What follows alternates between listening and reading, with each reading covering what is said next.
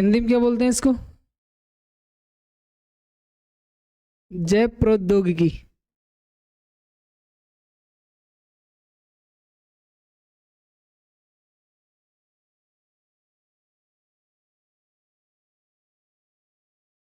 जैव प्रौद्योगिकी क्या होती है भाई? बायोटेक्नोलॉजी। किसी को कुछ आइडिया बायोटेक के बारे में बताओ। किसी को कुछ आइडिया हो बायोटेक क्या होती है? आइडिया है क्या बायोटेक के बारे में? क्या करते हैं बायोटेक? अरे वर्ड से ही देख लो, बायो यानी होते हैं जीव, और टेक्नोलॉजी यानी प्रौद्योगिकी, कुछ टेक्नोलॉजी का यूज करके क्या किया जा रहा है? अरे क्या किया जा रहा है कुछ टेक्नोलॉजी का यूज करके भाई? ऑर्गेनिज्म को यूज करके, और उनसे क्या बनाए जा रहे हैं? कुछ यूजफुल प्रोडक्ट्स बनाए जा रहे हैं। अरे बनाए जा रहे हैं, नहीं बनाए जा रहे? आज के टाइम पे आप देखते हो दवाइयाँ, अरे देखते हो नहीं देखते हो? पहले अपने टमाटर देखते थे, वेजिटेबल्स देखते थे ना।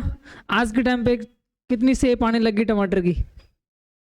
आज के टाइम पे कुछ सब्जी ऐसी होती है जो 12 महीने उपलब्ध होती है। पहले क्या होता था, सीजन वाइज मिलती थी, अरे मिलती थी ना। अब वो कैसे आ रही है? विदाउट सीजन कैसे आ रही है? कहीं ना कहीं उसमें बायोटेक्नोलॉजी का रोल है। क्या है? कहीं ना कहीं उसके अंदर बायोटेक्नोलॉजी का रोल है। यानी इससे हमें क्या हुआ सर? बेनिफिट भी हुए और लॉस भी हुए, हार्मफुल इफेक्ट भी हुए। और क्या हार्मफुल सबसे ज्यादा तो देखो, बात करें तो उपयोगी चीज ज्यादा हुई, बेनिफिट ज्यादा हुए, फायदे ज्यादा है इन चीजों के। बट कुछ न, आप मानते हो कि अगर किसी एस्पेक्ट के फायदे हैं तो उसका कुछ नुकसान भी है। बिल्कुल है या नहीं है? नुकसान क्या है सर? एक्चुअल जो उसका पोटेंशियल था हम उससे दूर चले गए।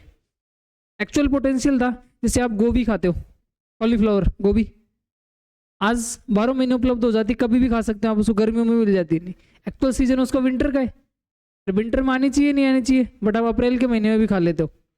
अप्रैल मई जून कितनी भयंकर गर्मी पड़ती है, उस टाइम खा लेते हो। कैसे पॉसिबल है? बायोटेक्नोलॉजी।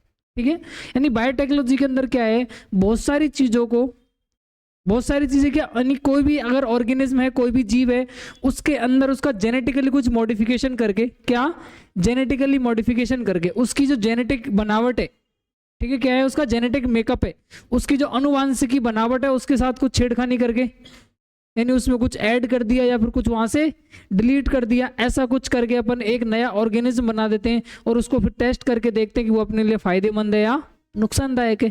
अरे देखते नहीं देखते, यही बायोटेक होती है। बायोटेक के अंदर क्या होता है? यूज ऑफ ऑर्गेनिज्म, ऑर्गेनिज्म का यूज करते हैं।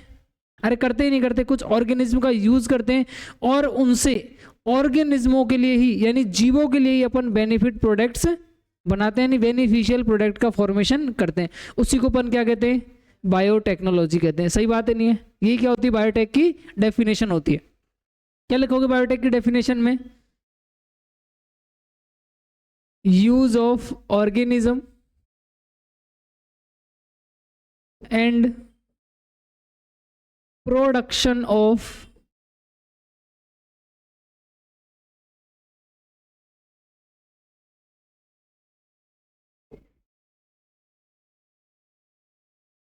बेनिफिशियल प्रोडक्ट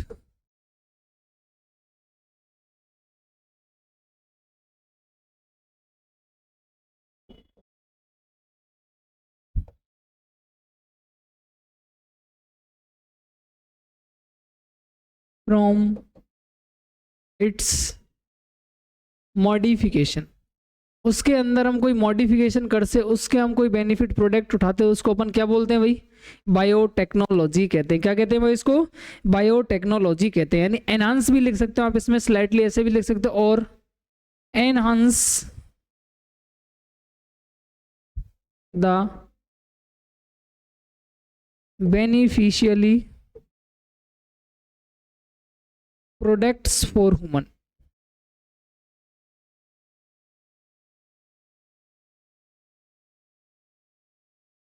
अरे ऐसा करते हैं अपन इसमें। अब देखो ये तो है एक मेरी नॉर्मल जो बायोटेक्नोलॉजी की डेफिनेशन, बट एनसीईआरटी में आपकी ईएफबी एक संघ है जिसका नाम है ईएफबी, क्या, यूरोपियन फेडरेशन ऑफ बायोटेक्नोलॉजी। उसके अनुसार इसकी डेफिनेशन क्या होती है? किसके अनुसार भाई? According to, according to F E B, या ई एफ बी लिखो, ई एफ बी। ठीक है, ई एफ बी का पूरा नाम क्या है? Euro European federation of biotechnology.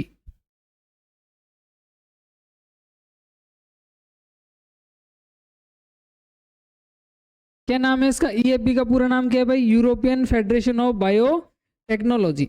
European federation of biotechnology ने बायोटेक की कुछ एक नई डेफिनेशन दी है।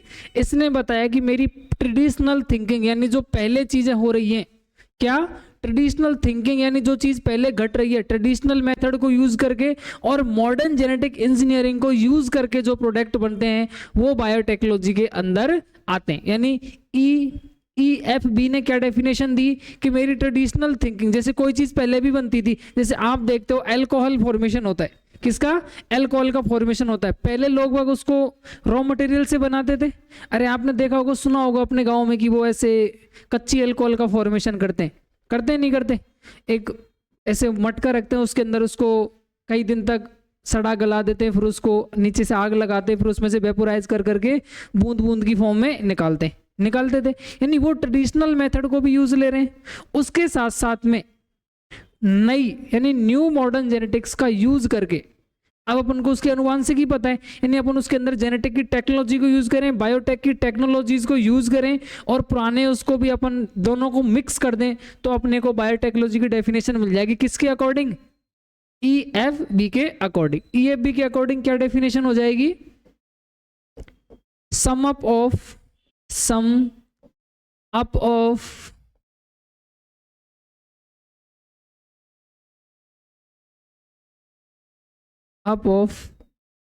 ट्रेडिशनल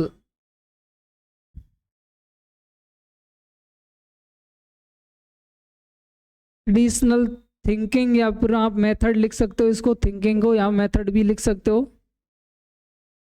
प्लस न्यू या फिर मॉडर्न जेनेटिक्स। ठीक है, मॉडर्न जेनेटिक टेक्नोलॉजीज, इनको यूज करके हम अगर न्यू प्रोडक्शन का फॉर्मेशन करते हैं, न्यू प्रोडक्ट प्रोडक्शन, तो वो क्या बन जाएगा मेरा? यूरोपियन फेडरेशन के अकॉर्डिंग बायोटेक की डेफिनेशन हो जाएगी। किसके according? European federation of biotech के अकॉर्डिंग उसकी एक डेफिनेशन मेरे पास बन जाती है। लिखो, इसको नोट करो फटाफट।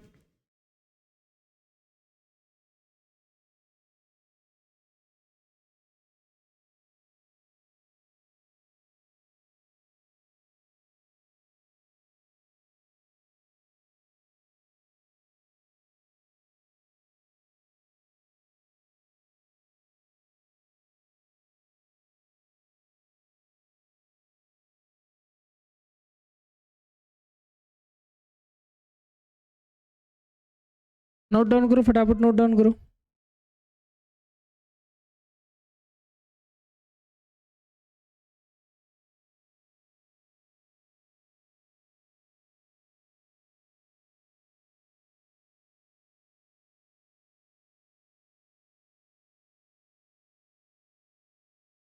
लिख लिया? अब देखो, आपकी जो ओल्ड बायोटेक चलती थी, यानी जो पहले बायोटेक चलती थी, वो किस आधार पे चलती थी? किसी को कुछ पता है क्या उसके बारे में?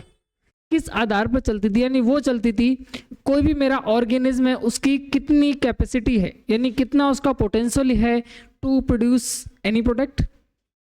किसी भी ऑर्गेनिज्म की प्राकृतिक क्षमता के आधार पर कौन चलती थी मेरे पास? Old biotech. कौन सी चलती थी? Old biotech. और न्यू बायोटेक किसके आधार पर चलती है? Recombinant DNA technology. किसके आधार पर चलती है? Recombinant DNA technology. रिकॉम्बिनेंट को हिंदी में क्या बोलते हैं? पुनर्योगज डीएनए तकनीकी बोलते हैं ना, रिकॉम्बिनेंट डीएनए टेक्नोलॉजी। यानी आपको अगर ओल्ड बायोटेक देखने को मिले, क्या? ओल्ड बायोटेक, तो ओल्ड बायोटेक आपके किस बेसिस पर चल रही थी? ओल्ड बायोटेक और न्यू बायोटेक, यानी आपकी ओल्ड बायोटेक किसके आधार पे थी भाई? अरे किस बेसिस पे थी ओल्ड बायोटेक?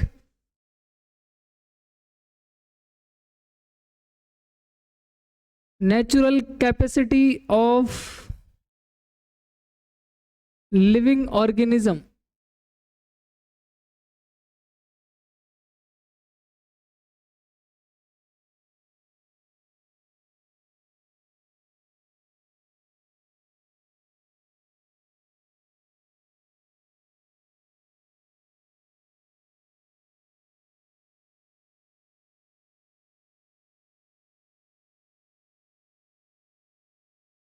ठीक है भाई, नेचुरल कैपेसिटी ऑफ लिविंग यानी जो जीवों की प्राकृतिक क्षमता है उसके आधार पर चल रही थी कौन मेरी, ओल्ड बायोटेक। न्यू बायोटेक चल रही है आपकी डीएनए रिकॉम्बिनेंट टेक्नोलॉजी के बेसिस पे। किसके बेसिस पे, रिकॉम्बिनेंट डीएनए टेक्नोलॉजी के बेसिस पे ये चल रही है। क्या बोलते हैं इसको भाई,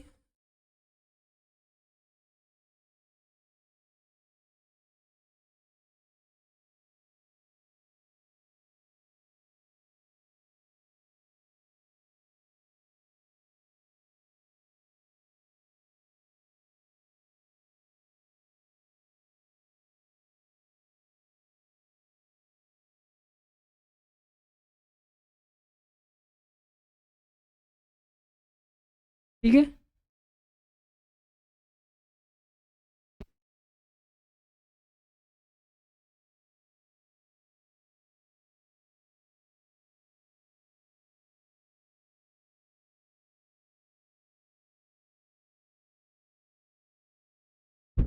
किस आधार पे चल रही है भाई, न्यू बायोटेक किस आधार पे चल रही है, अरे किस आधार पे चल रही है, हंस बाद में लेना, कैसे किस बात पे हंसी आई बताओ।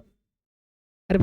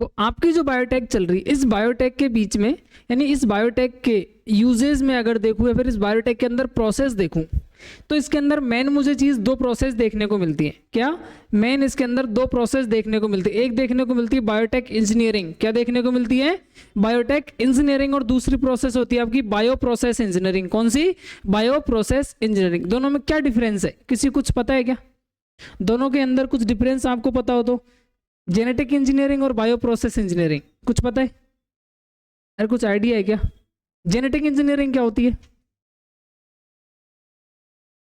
जीन्स की स्टडी करना जेनेटिक्स कहलाता है। मैं कह रहा हूं जेनेटिक इंजीनियरिंग, इंजीनियर क्या करते हैं, कुछ बदलाव करते हैं, कुछ बदलाव करते हैं नहीं, जो चीज चल रही है उसके अंदर कुछ अल्टरनेशन करते हैं। क्या करते हैं, उस चीज को बदल देते हैं। अरे इंजीनियर यही काम करता है, खराब है उसको सही कर देता, खराब है सही है उसको खराब कर दे। अरे ऐसा तो नहीं है भैया खराब चीज को सही करते हैं, यानी उनके अंदर कोई भी चीज जो अगर प्रोसेस मेरी रुकी हुई है उसको अल्टर कर देते हैं, या फिर मुझे उसको एनहांस करना है। आप देखते हो आप अपने फोन में सॉफ्टवेयर अपडेट करते हो, किसने किया, इंजीनियर्स ने किया उसको। कुछ टेक्नोलॉजिस्ट लगे होंगे उसके पीछे उस सॉफ्टवेयर को अपडेट करने में, यानी जो चीज़ थी उसको मैंने क्या कर दिया और अपडेट कर दिया, उसको और एडवांस कर दिया। यानी जेनेटिक इंजीनियरिंग में क्या होता है, जेनेटिक इंजीनियरिंग में सबसे बड़ी बात होती है आपकी न्यूक्लिक एसिड, आरएनए और डीएनए, इनके केमिकल सब्सटेंस के अंदर, भाई आरएनए और डीएनए के अंदर केमिकल्स है कुछ, केमिकल कौन, नाइट्रोजन बेस और शुगर। अरे जेनेटिक्स कंप्लीट हो गई, अब तो बोलते जाओ। बिल्कुल, नाइट्रोजन बेस, हाइड्रोजन बॉन्ड, सारे बहुत सारे इसके अंदर प्रेजेंट है। इनके अंदर कुछ अल्टरनेशन करके, कुछ बदलाव करके मैं किसी ऑर्गेनिज्म के फिनोटाइप में चेंज कर दूं, और आपको पता है जब जेनेटिक मेकअप चेंज होगा तो फिनोटाइप भी चेंज होता है, बिल्कुल होता है, उसको मैं कहता हूं जेनेटिक इंजीनियरिंग। क्या कहता हूं, जेनेटिक इंजीनियरिंग। जेनेटिक इंजीनियरिंग की एक सिंपल परिभाषा सुनो कि अगर मैं न्यूक्लिक एसिड्स, न्यूक्लिक एसिड कौन, डीएनए और आरएनए के केमिकल कंटेंट में या उनके केमिकल मेकअप में कुछ भी बदलाव कर दूं, कुछ भी अल्टरनेशन कर दूं, जिसकी वजह से उस ऑर्गेनिज्म का क्या चेंज हो जाएगा, फिनोटाइप चेंज हो जाएगा, उसको मैं क्या कहता हूं, जेनेटिक इंजीनियरिंग कहता हूं। बात समझ में आ गई, जेनेटिक इंजीनियरिंग का मतलब क्या समझ आ गई। जेनेटिक इंजीनियरिंग क्या है, किसी भी ऑर्गेनिज्म के अंदर जो जेनेटिक मटेरियल प्रेजेंट है, आरएनए डीएनए, उसके अंदर कोई केमिकल चेंज करना, और उस केमिकल के चेंज की वजह से उसके अंदर फिजिकल या फिनोटाइप चेंज आना, क्या कहलाता है, जेनेटिक इंजीनियरिंग कहलाता है। बात समझ में आ गई। इसके अंदर बायोटेक में दो मेन आपकी टेक्निक्स हैं, ठीक है, इन बायोटेक टू मेन टेक्निक्स, ये दो आपकी मेन टेक्निक है भाई। उनमें से पहला नाम है किसका, जेनेटिक इंजीनियरिंग का, किसका,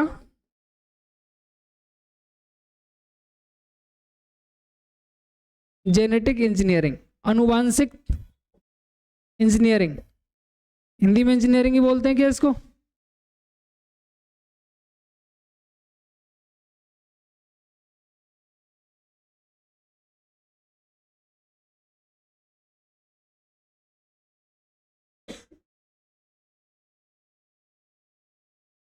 ठीक है, क्या होगा, चेंज या alter, alter in the chemical composition of nucleic acid. और न्यूक्लिक एसिड कौन से हैं आपके, अरे कौन है न्यूक्लिक एसिड, डीएनए और आरएनए। उसकी वजह से क्या हो जाएगा, चेंज इन फिनोटाइप, किसके अंदर चेंज आ जाएगा, फिनोटाइप। इसी को मैं क्या कहता हूं, जेनेटिक इंजीनियरिंग कहता हूं। क्या कहता हूं इसको मैं, जेनेटिक इंजीनियरिंग कहता हूं। अरे बात समझ में आ गई क्या, आई बात समझ में, जेनेटिक इंजीनियरिंग क्या होता है। इसके बाद मेरे पास आता है बायो प्रोसेस इंजीनियरिंग। क्या आता है मेरे पास, बायो प्रोसेस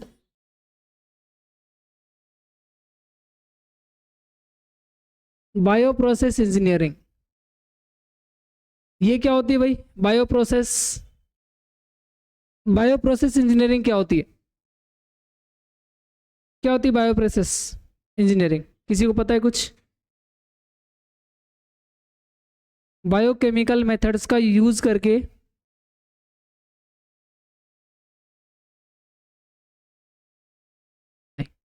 फिनोटाइप, इसमें क्या होता है देखो मैं बताता हूँ। बायो प्रोसेस इंजीनियरिंग होती है, इसके अंदर मुझे स्टेरिलिटी को मेंटेन करके रखना पड़ता है। स्टेरिलिटी समझ दो, स्टेरलाइन, अरे स्टेरिलिटी सब सुना है, नहीं सुना है, हिंदी में क्या बोलते हैं स्टेराइल को, नहीं पता क्या कुछ बोलते। स्टेराइल का मतलब होता है विदाउट कंटामिनेशन, उसके अंदर कोई भी कंटामिनेशन नहीं है, कोई भी, वो मतलब एक तरह से उसको रोग मुक्त करते हैं। क्या करते हैं, रोग मुक्त, कंटामिनेटेड, नॉन कंटामिनेटेड रोग मुक्त होता है, कंटामिनेशन होता है रोग युक्त, और नॉन कंटामिनेशन रोग मुक्त। ठीक है, तो इसके अंदर कोई भी अगर हम चीज का प्रोडक्शन करते हैं तो उसको कंटामिनेशन फ्री रखते हैं। क्या रखते हैं, कंटामिनेशन फ्री। और कंटामिनेशन फ्री का मतलब होता है स्टेराइल। क्या होता है, कंटामिनेशन फ्री का मतलब स्टेराइल, स्टेराइल होता है वो। ठीक है, उस स्टेराइल में मेन चीज का, किस स्टेराइलिटी के लिए मुझे किन किन चीजों का प्रोडक्शन जरूरी है, मेडिसिन। अरे मेडिकल के क्षेत्र में आपको सबसे ज्यादा स्टेरिलिटी मेंटेन रखनी पड़ती है, बिल्कुल रखनी पड़ती है। अगर सपोज करो आप जैसे सिरिंज देखते हो, सिरिंज डिस्पोजेबल होती है, सिंगल यूज के बाद उसको अपन फेंक देते हैं, डिस्पोजेबल होती है वो, पैकेट पैकेट के अंदर रखी हुई है, अपन उसको खोलते हैं, अगर सपोज करो उसके अंदर पहले से कंटामिनेशन प्रेजेंट हो, पहले से उसके अंदर कोई इन्फेक्शन हो, कंटामिनेशन हो, उसको हम यूज ले, तो वो कंटामिनेशन क्या ट्रांसफर हो जाएगा, होगा कि नहीं होगा, उस पर्सन के अंदर ट्रांसफर होगा जिसको हम वो इंजेक्शन को इंजेक्ट करने वाले।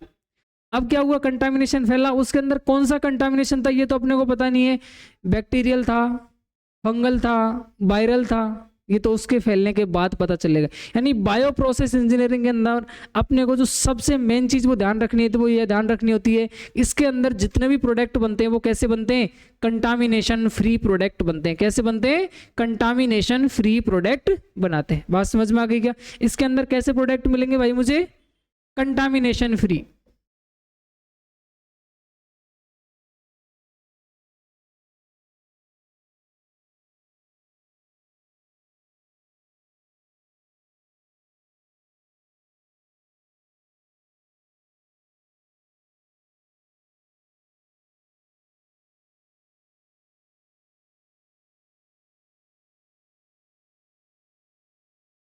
ये मेंटेन करते हैं, बिल्कुल करते हैं। और इससे मुझे क्या देखने को मिलेगा, मेन कौन कौन सी चीज का फॉर्मेशन करेंगे अपन इससे, मेडिसिन, एंटीबायोटिक्स, ठीक है,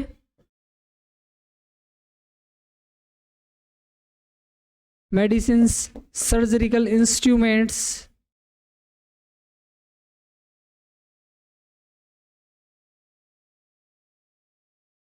यानी मैं यहां से किस चीज को मेंटेन करता हूं,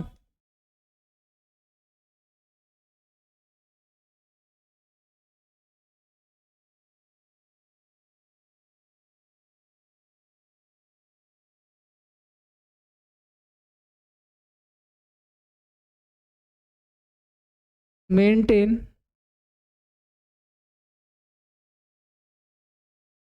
स्प्रेडिंग ऑफ एनी डिजीज या इन्फेक्शन, उसको मैं प्रिवेंट कर रहा हूं नहीं कर रहा हूं भाई, अरे सही बात है क्या, बिल्कुल सही बात है। बायो प्रोसेस के अंदर अपन ये काम कर रहे हैं, यानी हम किसी भी डिजीज या इन्फेक्शन को फैलने से क्या कर रहे हैं, रोक रहे हैं, क्या कर रहे हैं, रोक रहे हैं, उसको मेंटेन कर रहे हैं कि ये ना फैले। ठीक है, ये चीज होती है किसके अंदर, बायो प्रोसेस इंजीनियरिंग के अंदर।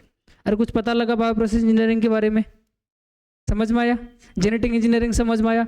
अब अपन पढ़ने वाले हैं क्या, डीएनए रिकॉम्बिनेंट टेक्नोलॉजी। क्या पढ़ने वाले हैं अपन, डीएनए रिकॉम्बिनेंट टेक्नोलॉजी, जो आपकी मेन है वो अपन पढ़ने वाले हैं अब। डीएनए क्या, रिकॉम्बिनेंट डीएनए टेक्नोलॉजी, नाम सुना है, सुना है नहीं सुना है, हाँ तो बोलते क्यों नहीं हो तुम।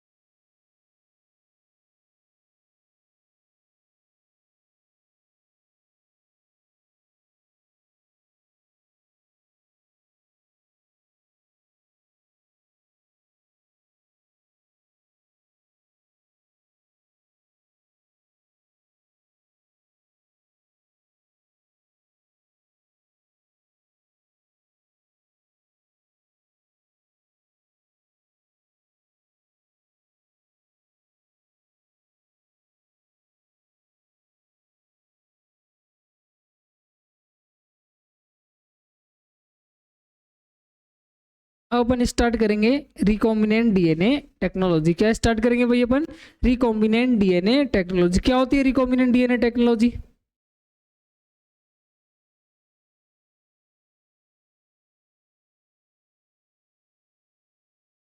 रिकॉम्बिनेंट डीएनए टेक्नोलॉजी क्या होती है भाई रिकॉम्बिनेंट डीएनए टेक्नोलॉजी? किसी कुछ पता है इसके बारे में? तो वो आराम से बता सकता है कि ये होती है रिकॉम्बिनेंट डीएनए टेक्नोलॉजी। बताओ बताओ, कुछ भी आइडिया हो इसके बारे में, आपको पता हो, सुना हो, देखा हो? प्लाज्मिड, हाँ प्लाज्मिड है इसके अंदर।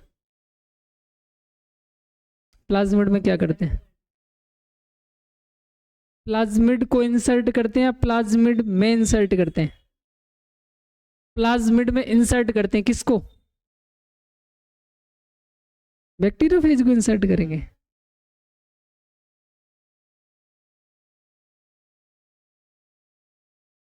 जिसे हमें इंजेक्ट करवाना है किसी अदर सेल में, जिस चीज की हमें कॉपी बनवानी हो। मतलब आपको ये तो पता है सर, रिकॉम्बिनेंट डीएनए टेक्नोलॉजी के अंदर ऐसा होता है कि हम जिस चीज की डिजायर है हमें, यानी gene of interest, gene of interest है जिसको बोलते हैं डिजायर्ड जीन, ये जीन मुझे इसके अंदर चाहिए। सपोज करो दो मेरे पास फल रखे हुए, ठीक है, दो एप्पल रखे हुए मेरे पास। एक एप्पल है जो 2 दिन के अंदर सड़गल के खराब हो जाता है, एक एप्पल है जो 15 दिन के अंदर भी खराब नहीं हो रहा, यानी उसकी लाइफ 15 से 20 दिन तक की है और एक 2 दिन की है।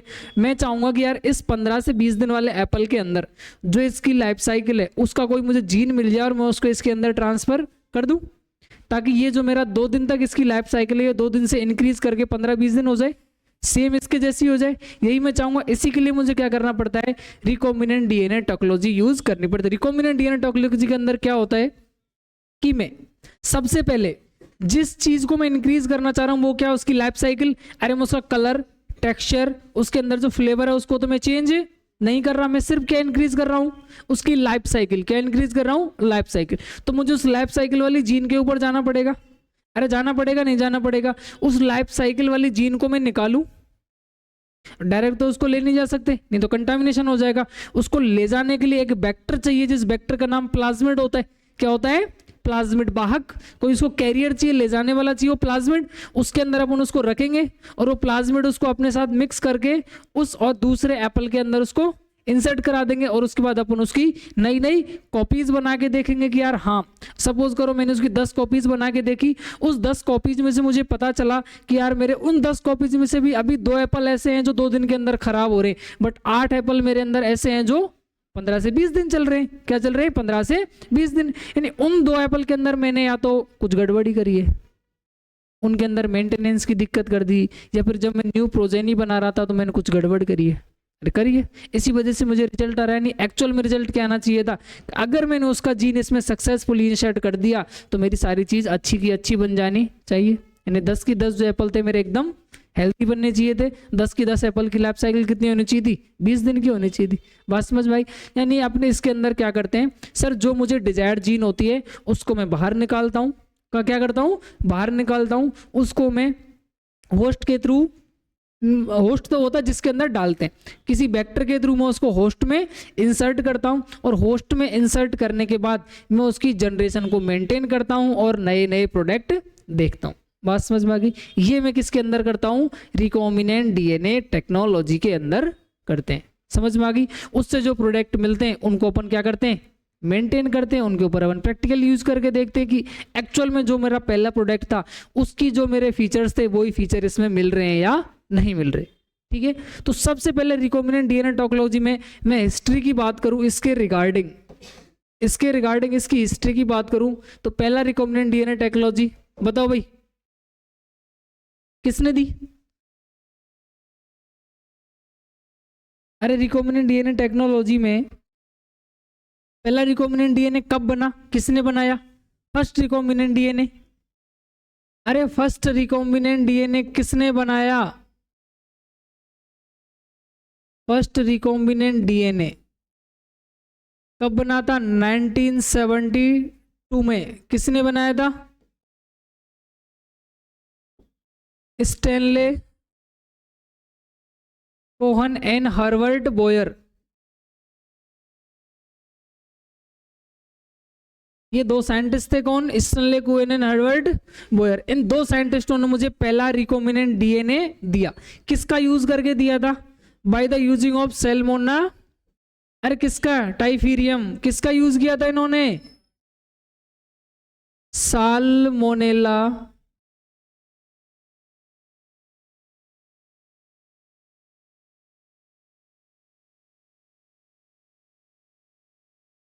इसका यूज करके दिया था, साल्मोनेला टाइफीरियम। पहला रिकॉम्बिनेंट डीएनए दिया था। पहला रिकॉम्बिनेंट डीएनए के लिए इन्होंने क्या किया? इन्होंने साल्मोनेला टाइफीरियम एक ऑर्गेनिज्म है जिसको यूज करके इन्होंने फर्स्ट रिकॉम्बिनेंट डीएनए टेक्नोलॉजी दी, यानी फर्स्ट रिकॉम्बिनेंट डीएनए इन्होंने प्रपोज किया, बनाया। तो क्या किया होगा इसके अंदर? तो देखो, एन ऑटोसोमल, ठीक है, या फिर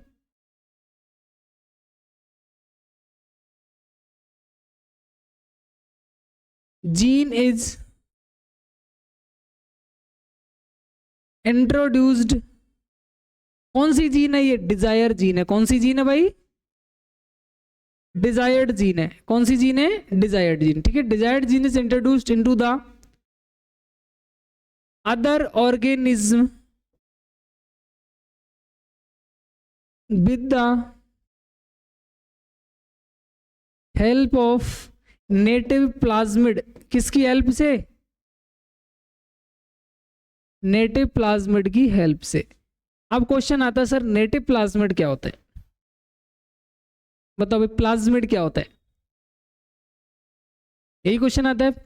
नेटिव प्लाज्मिड की हेल्प से अपन इसको इंसर्ट कर रहे हैं, तो प्लाज्मिड क्या होता है?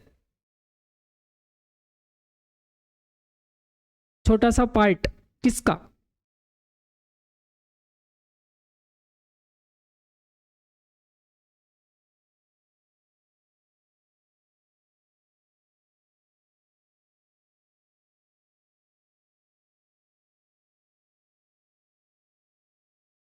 देखो प्लाज्मिड क्या होता है, सबसे पहले आप ये समझो प्लाज्मिड क्या होता है। सिंपल सी भाषा में बताऊं प्लाज्मिड क्या होता है।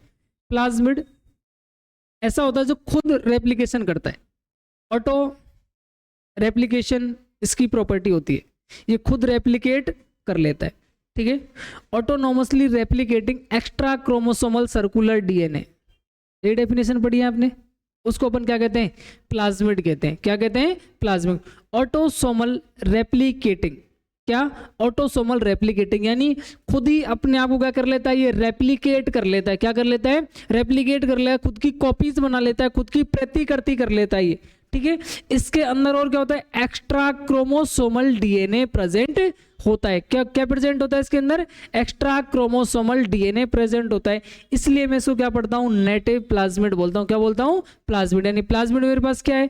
प्लाज्मिड एक ऑटोसोमल रेप्लिकेटिंग बॉडी है जिसके अंदर एक्स्ट्रा क्रोमोसोमल डीएनए प्रेजेंट होता है। बात खत्म। ये क्या होता है? प्लाज्मिड होता है, जो खुद स्वतः ही क्या करता है? खुद की प्रतिकृति कर लेता है, खुद की कॉपीज फॉर्म कर लेता है। ऑटोसोमल रेप्लिकेटिंग बॉडी होती है। बात समझ में आ गई क्या? नोट डाउन करो ये फटाफट।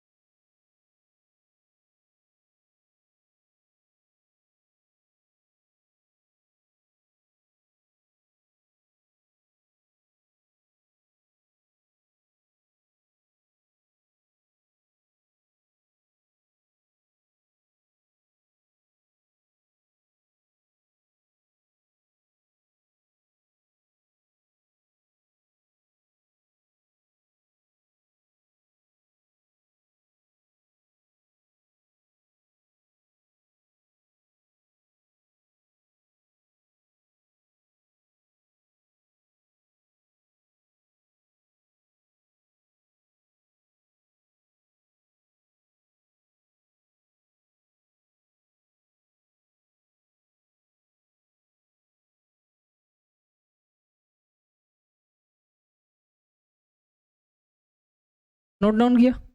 अब देखो प्लाज्मिड क्या होता है, प्लाज्मिड की डेफिनेशन आप देखो, प्लाज्मिड क्या है मेरे पास, ठीक है। प्लाज्मिड, तो प्लाज्मिड होता है आपका autosomally replicating circular extra chromosomal DNA, ये होता है मेरा कौन, प्लाज्मिड। कौन होता है, प्लाज्मिड। अब मेरे पास देखो इस रिकॉम्बिनेंट डीएनए टेक्नोलॉजी के लिए मैं स्टेप्स यूज कर रहा हूं। क्या यूज कर रहा हूं भाई, कुछ स्टेप्स यूज कर रहा हूं। इसकी स्टेप्स तो मेरे पास इसकी 3 स्टेप होती है, किसकी, रिकॉम्बिनेंट डीएनए टेक्नोलॉजी की। किसकी भाई, रिकॉम्बिनेंट डीएनए टेक्नोलॉजी की 3 स्टेप होती है, 3 स्टेप होती है। कौन कौन सी 3 स्टेप होती है, तो पहली स्टेप होती है मेरे पास सबसे पहले तो आइडेंटिफिकेशन, क्या, identification and selection, identification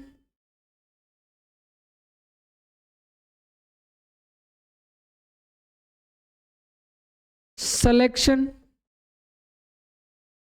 and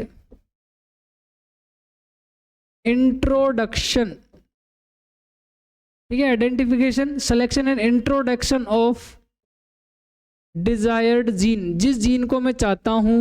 desired gene का दूसरा नाम होता है GOI, शॉर्ट में बोलते हैं GOI। इस GOI का मतलब रहता है पूरा जीन ऑफ इंटरेस्ट। क्या होता है, जीन ऑफ इंटरेस्ट, ठीक है ना, जिसको हम चाहते हैं। अब देखो इसको अपन निकालेंगे तो इसको अपन अब कहां डालेंगे, introduce into the host cell. कहां इंट्रोड्यूस कर रहे हैं इसको, इंट्रोड्यूस्ड इनटू होस्ट सेल। अरे होस्ट सेल इसको लेके जाएगा।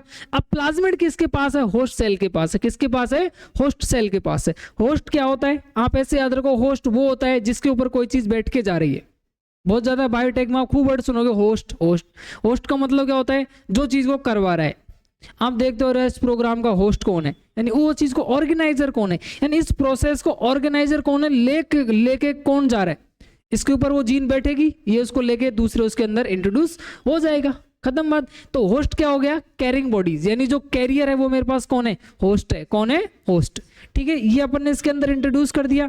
तीसरी स्टेप क्या रहेगी मेरे पास, कि इसको मेंटेन करूं मैं, इंट्रोड्यूस डीएनए को। मैं जो इंट्रोड्यूस, इस जीन के पास डीएनए है, बिल्कुल है, जिसको मैंने इसके अंदर होस्ट में डाला और होस्ट उसको वहां लेके गया, उसको मैं क्या करूं, मेंटेन करूं और उसकी कॉपीज बना के उसको नेक्स्ट जनरेशन के लिए क्या कर दूं, ट्रांसफर कर दूं। ये मेरे पास तीसरी स्टेप, और ये मेरे पास फाइनल प्रोडक्ट है। अरे जैसे मैंने ट्रांसफर किया मुझे फाइनल प्रोडक्ट मिल जाएंगे, यानी उसकी प्रोजेनी आ जाएगी। जैसे ट्रांसफर करूंगा जनरेशन में, तो जैसे मुझे उसकी प्रोजेनी मिली, उसकी संतान मिली, वही मेरे क्या है, प्रोडक्ट्स है। किसके, डीएनए रिकॉम्बिनेंट टेक्नोलॉजी के। तीसरा क्या रहेगा मेरे पास, मेंटेन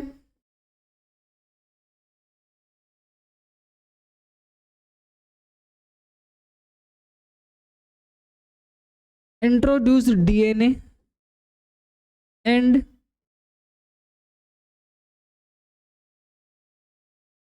transfer to the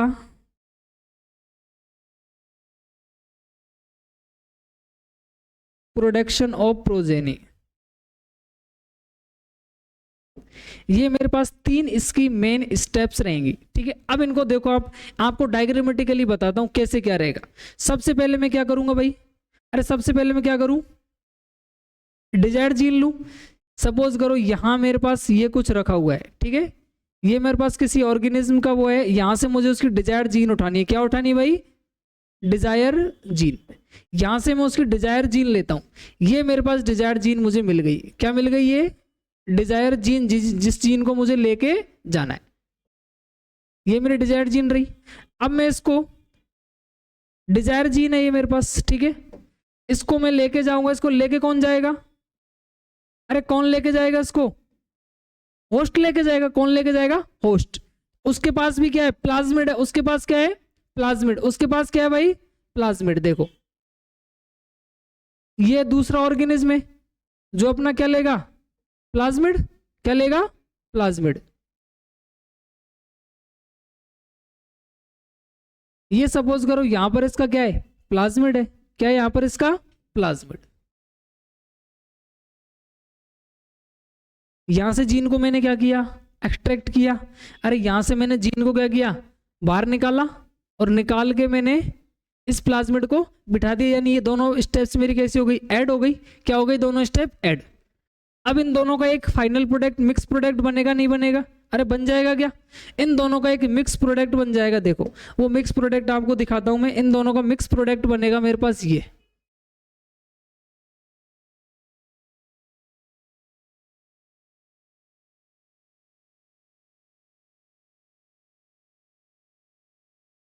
ये तो क्या है मेरे पास, डिजायर जीन, क्या है भाई, डिजायर जीन। और ये मेरे पास क्या है, क्या है ये, अरे प्लाज्मिड, क्या है, प्लाज्मिड। किसका, होस्ट सेल का। किसका है ये, होस्ट सेल का प्लाज्मिड है मेरे पास ये, होस्ट सेल का प्लाज्मिड है भाई ये। ठीक है, यहां पर आगे दोनों। अब अपन इसको क्या करेंगे आगे, अरे क्या करेंगे इसको आगे, निकाला, होस्ट सेल में इंट्रोड्यूस किया। अब इसको क्या करेंगे अपन, मेंटेन करेंगे। क्या करेंगे, मेंटेन। यानी अब अपन इसको क्या करना है, मेंटेन करना है भाई। क्या करना है, इसको मेंटेन करना है। और यहां से मुझे अब इसकी कॉपीज बनानी है। क्या करनी है, इसकी कॉपीज बनानी है। कॉपीज को बनाने के लिए मैं क्या बोलता हूँ, पीसीआर बोलता हूँ कॉपीज बनाने को, पॉलीमरेज चेन रिएक्शन। क्या बोलता हूँ, पॉलीमरेज चेन रिएक्शन। यहां से मैं इसकी कॉपीज करूंगा और उसको अपन बोलते हैं क्या, क्लोनिंग। क्या पढ़ते हैं, क्लोनिंग। क्या पढ़ते हैं, क्लोनिंग। क्लोनिंग होगी इसकी पीसीआर से। किससे होगी भाई, पीसीआर से। अब सपोज करो यहां पर मुझे ऐसे बहुत सारे ऑर्गेनिज्म देखने को मिल गए, ऐसे बहुत सारे ऑर्गेनिज्म मेरे पास ये देखने को मिल गए भाई। इधर ये देखो, इसकी क्लोनिंग कर दी मैंने पीसीआर से। किससे करी है क्लोनिंग, पीसीआर से। ठीक है, ये पीसीआर से मैंने इसकी क्लोनिंग करी है।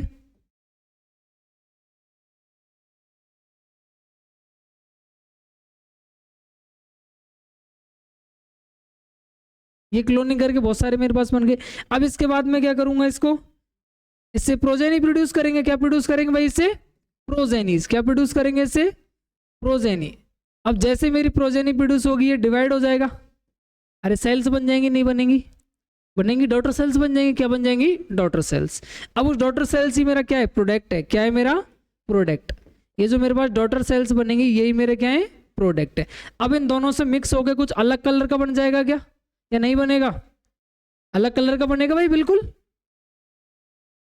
ये मेरे पास सपोज करो, ये मेरे पास नया ऑर्गेनिज्म बन गया। ये मेरे पास डॉटर सेल्स बन गई। क्या बन गई मेरे पास, डॉटर सेल्स।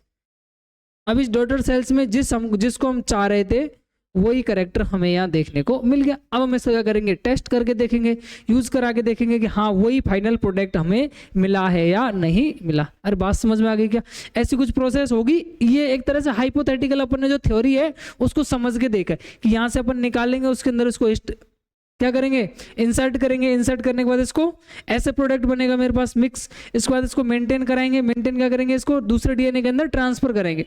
ठीक है, क्लोनिंग कराएंगे। उसके बाद क्या करेंगे, क्लोनिंग पीसीआर चेन रिएक्शन से इसकी कॉपीज कराएंगे, क्योंकि एक कॉपी से तो अपने को रिजल्ट देखने को मिलेगा नहीं, उसकी बहुत सारी कॉपीज कराएंगे। उस कॉपीज की जो प्रोजेनी थी उससे मुझे डॉटर सेल्स देखने को मिलेंगी। यानी इसके अंदर कहीं ना कहीं सेल डिवीजन भी हो रहा होगा।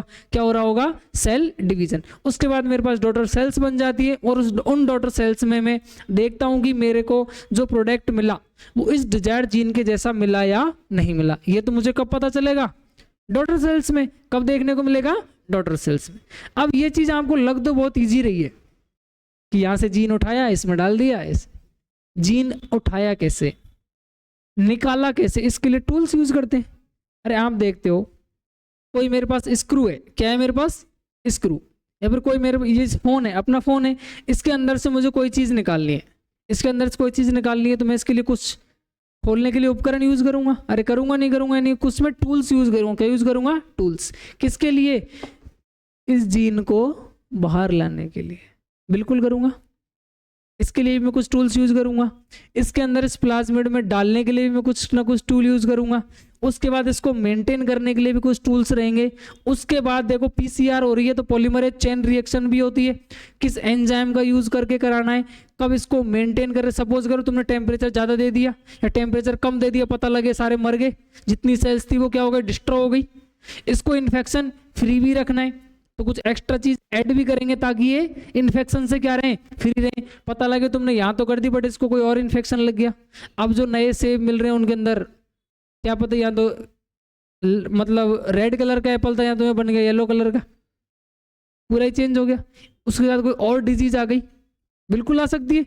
इसलिए इस पूरी प्रोसेस में अपने को स्टरलेटिटी क्या रखनी है, मेंटेन रखनी है, कंटामिनेशन फ्री प्रोडक्ट का फॉर्मेशन करना अति आवश्यक होता है। जेनेटिक इंजीनियरिंग में ये सबसे बड़ी बात ध्यान रखी जाती है कि कोई भी प्रोडक्ट जो बन रहा है वो कंटामिनेशन फ्री होना चाहिए, रोग मुक्त होना चाहिए, उसके अंदर कोई रोग नहीं होना चाहिए। अगर वो रोग युक्त बन गया, उसके अंदर कोई डिजीज आ गई, उसके अंदर कोई इन्फेक्शन आ गया, तो सपोज करो वो कितनी जनरेशंस में ट्रांसफर होगा। बात समझ आ गई। वो ये चीज छोटे लेवल पर तो होती है, वर्ल्ड वाइड लेवल पर होती है। किस लेवल पर होती है, वर्ल्ड वाइड लेवल पर होती है। इतनी प्रोसेस को करने के लिए अपन क्लास में नहीं कर सकते, इसके लिए पूरा लैब होते हैं, बहुत बड़ी बड़ी चीजें होती है, ठीक है, वो सब चीज मेंटेन करके देखनी पड़ती है। इसलिए आगे पढ़ोगे तुम बायो प्रोस्पेक्टिंग, इनकी चेकिंग करवाने के लिए भेजते हैं अपन। अरे जो अपन ने वैक्सीन लगवाई कोविड की, वो भी तो बनाई है, लो बन गई। ऐसे थोड़ी किया, इधर से कुछ लिया इधर से कुछ लिया, केमिस्ट्री की तरह लाल लिया पीला लिया हरा निकल आया लो बन गया, ऐसे नहीं है, ठीक है। बहुत सारी चीजें मेंटेन करनी पड़ती है, पूरी प्रोसेस को देखना पड़ता है। उस प्रोसेस को देखने के बाद जब इसका फाइनल रिजल्ट आता है उसको भी बायो प्रोस्पेक्टिंग के लिए भेजा जाता है, उसके यूजेस को उसको टेस्ट किया जाता है। अगर वो वाकई में टेस्ट सक्सेसफुल है तभी इसको ह्यूमन यूजेज के लिए सप्लाई किया जाता है। ये अपन जब इसका सेकंड चैप्टर पढ़ेंगे ना, बायोटेक्नोलॉजी के एप्लीकेशंस कहाँ कहाँ पर इसके प्रयोग हो रहे हैं, वहां पर आपको बताऊंगा मैं कौन कौन से प्रोडक्ट के लिए कौन कौन सी जांच जरूरी होती है। डाउन स्ट्रीम प्रोसेसिंग, कई सारी प्रोसेसिंग होती है, वो आपको सेकंड वाले चैप्टर में। इसमें अपन क्या पढ़ेंगे, फर्स्ट चैप्टर है, 12th क्लास का फर्स्ट चैप्टर है ना, इसके अंदर प्रोसेस एंड प्रिंसिपल्स पढ़ेंगे, किसके, बायोटेक के। लिखो इसको, नोट करो।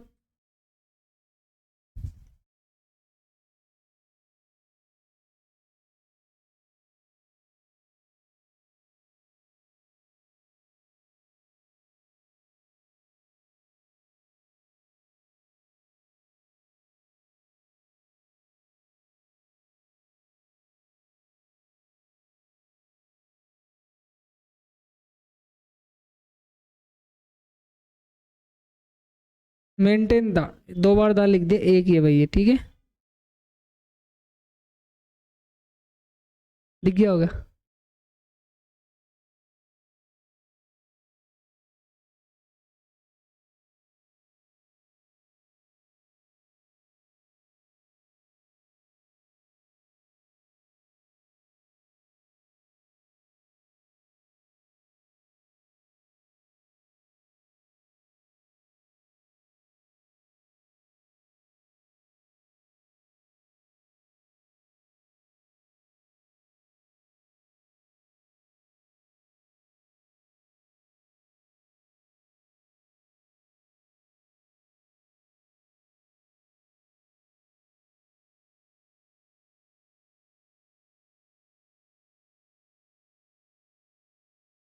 ये आपका प्रोडक्ट है, ये कौन सा है, रिकॉम्बिनेंट डीएनए, क्या है भाई, रिकॉम्बिनेंट डीएनए, ठीक है।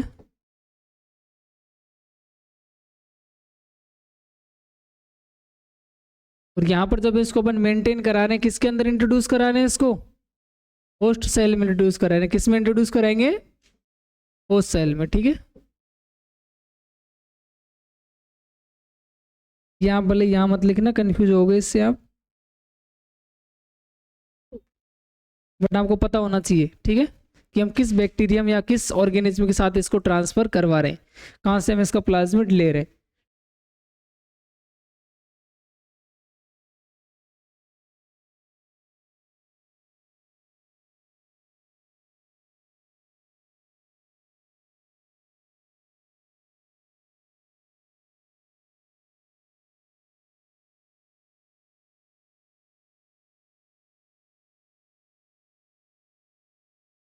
इसके आगे अपन क्या पढ़ेंगे भाई, इसके टूल्स पढ़ेंगे। क्या पढ़ेंगे इसके आगे? टूल्स। टूल्स क्या होते हैं? इक्विपमेंट्स, ठीक है,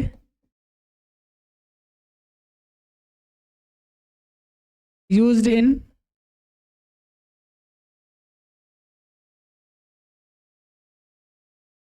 रिकॉम्बिनेंट डीएनए टेक्नोलॉजी। कैसे कैसे इक्विपमेंट रहते हैं इसके अंदर? कुछ एंजाइम्स होंगे। क्या होंगे भाई? एंजाइम्स। कुछ रेस्ट्रिक्शन एंडोन्यूक्लियस भी होंगे, ठीक है, इनको जोड़ने के लिए लाइगेज भी होगा। ये मेरे पास अलग अलग यूओ रहते हैं, ठीक है, कॉपी बनाने के लिए मेंट ये टूल्स होते हैं कुछ अलग अलग। बहुत सारे एंजाइम्स पढ़ेंगे इसके अंदर, बहुत सारे आरीज पढ़ेंगे, फिर लाइगेज देखेंगे, और भी कई सारी चीज़ें जो अपन किसके अंदर देखेंगे? टूल्स में। टूल्स में सबसे पहले अपन देखेंगे टूल्स में कौन सा, कि मुझे न्यूक्लियर मटेरियल तक तो पहुंचना है। अरे सबसे पहले मुझे न्यूक्लियर मटेरियल, वहीं पे तो डीएनए, वहीं से मुझे जीन को एक्सट्रैक्ट करना है। तो सबसे पहले मुझे न्यूक्लियर मेम्ब्रेन को, इन कोई भी ऑर्गेनिज्म है, अगर प्लांट सेल है तो उसके पास क्या है? सेल वॉल है। तो पहले मुझे सेल वॉल को कट करना पड़ेगा। सेल वॉल से कट करूंगा तो दूसरी मेम्ब्रेन क्या आ जाएगी? न्यूक्लियर मेम्ब्रेन, सेल मेम्ब्रेन आ जाएगी। फिर वो सेल मेम्ब्रेन को कट करूंगा। उस सेल मेम्ब्रेन को कट करने के लिए, सेल वॉल को डिग्रेड करने के लिए मेरे पास अलग अलग एंजाइम्स होने चाहिए। अरे होने चाहिए, नहीं होने चाहिए, अलग अलग एंजाइम्स होंगे, वो उसको कट करेंगे, तब मैं न्यूक्लियर मतलब न्यूक्लियर मटेरियल, ठीक है, जो मेरा न्यूक्लिक एसिड है, डीएनए आरएनए जो मटेरियल है, वहां से मुझे जीन को निकालना है। वो किस में प्रेजेंट है? न्यूक्लियस में। किस में प्रेजेंट है? न्यूक्लियस में। वहां तक मुझे पहुंचने के लिए पहले इन चीज़ों को काटना पड़ेगा। इनके लिए कुछ अलग अलग एंजाइम चाहिए। फिर मैं वहां से अपने जीन ऑफ इंटरेस्ट को बाहर निकालूंगा, जिस मुझे जीन को चाहिए उसको मैं क्या करूंगा? बाहर। अब उस जीन को देख लिया कि भाई जीन ये रखी, जीन देख लिया अपने की ये रखी, अब इसको कट करना है तो इसको कट कैसे करेंगे? कैंची से। इसके लिए बायो मॉलिक्यूलर सीजर होती है। क्या होती है? Molecular scissor. Restriction endonuclease. क्या होते हैं? Restriction endonuclease. वो दो प्रकार के होते हैं, एक तो होता है एक्सोन्यूक्लियस, एक होते हैं एंडोन्यूक्लियस। एक्सोन्यूक्लियस वो होते हैं जो 5' एंड पर कट करते हैं, और एंडोन्यूक्लियस वो होते हैं जो फिक्स साइट पे कट करते हैं, उसको बोलते हैं स्पेसिफिक साइट। क्या बोलते हैं? Specific site. फिर आप रेस्ट्रिक्शन एंडोन्यूक्लियस पढ़ोगे। सबसे पहला रेस्ट्रिक्शन एंडोन्यूक्लियस कौन सा आया था? Hind second. कौन सा आया था? हिंड सेकंड, जिसको 3 साइंटिस्ट ने बनाया था, अर्वर, नाथन एंड स्मिथ। किसने दिया था? अर्वर, नाथन एंड स्मिथ। फिर उसका अपन नाम कैसे मैंने हिंड सेकंड नाम रखा, उसका नोमेनक्लेचर। हिंड सेकंड कैसे नाम रखा? पहला अक्षर जीनस का नाम होता है, सेकंड जो होता है स्पीसीज का नाम होता है, सेकंड है वो उसका ऑर्डर है, उसके अंदर कोई स्ट्रेन प्रेजेंट है, वो उसकी अपन क्या देखेंगे? नोमेनक्लेचर देखेंगे, उसका नामकरण। नामकरण देखने के बाद अपन कि मेरे पास रेस्ट्रिक्शन एंडोन्यूक्लियस काम किस तरह से कर रहा है, कट तो कर रहा है बट किस तरह से कर रहा है, वो पूरी लेंथ को पढ़ के कर रहा है या फिर उसको जहां उसका मन करा उसने वहीं से काट दिया। इसलिए उसके स्पेसिफिक सीक्वेंस होना जरूरी है, और स्पेसिफिक सीक्वेंस को देखने के लिए वो क्या करेगा? पूरी लेंथ पे पूरे डीएनए को पढ़ेगा पहले, और उसको जहां पर अपना सीक्वेंस मिल जाएगा, जहां पर अपना सीक्वेंस मिल जाएगा, जैसे हिंड सेकंड का होता है जीटीसी जीएसी। क्या होता है? GTC GAC. उसको जहां पर ये सीक्वेंस दिख जाएगा वहीं से उसको क्या कर देगा? कट कर देगा। बाकी जहां पर उसको नहीं दिखेगा वो नहीं करेगा। ऐसे इको आर फर्स्ट का होता है, अरे इको आर आई फर्स्ट, उसका भी होता है, उसका भी एक सीक्वेंस होता है जिसको पढ़ते हैं GAATC, गाट टीसी। शॉर्ट में उसकी ट्रिक है गाट टीसी, GAAT और TC। ये सीक्वेंस जहां मिल जाएगा वहां से अपना इकोराई कट कर देगा। इनको कट करने के बाद मुझे 2 प्रकार के एंड बनते हैं, एक बनते हैं स्टिक एंड्स, एक बनते हैं ब्लंट एंड। वो अपन आगे पढ़ने वाले, कौन कौन से एंड बनेंगे, कौन कौन से क्या प्रोसेस होगी। आज के लिए इतना ही का, ठीक है। अपन कल मिलते हैं। कल अपन क्या पढ़ेंगे? टूल्स पढ़ेंगे भाई। क्या पढ़ेंगे? टूल्स। एक बार घर से देख के आना, पढ़ के आना, NCERT थोड़ा सा खोल के देख के आना, ठीक है।